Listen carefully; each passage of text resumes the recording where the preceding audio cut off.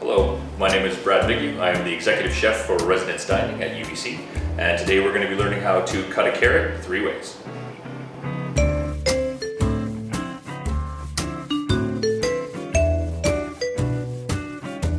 Traditionally, you want to make sure that anything that's rounded you square off on the bottom so that it doesn't roll away for you for safety reasons.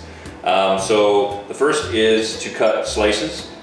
Fingers tucked in behind the blade with the tips of your fingers away will prevent you from cutting your fingertips. Nice even pressure through the carrot gives you the ability to get nice slices for use in a salad or any other application. The next is utilizing these slices into a matchstick or julienne cut.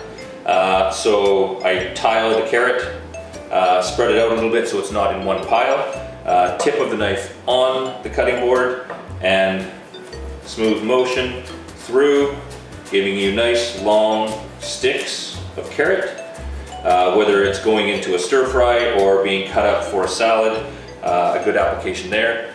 And from there, you can take your sliced carrot, turn it sideways, and now you will get a brunoise style cut or a small dice, which can be used for soup prep or finishing any types of soups or salads if that's your desired size. And that is how to cut a carrot 3 ways.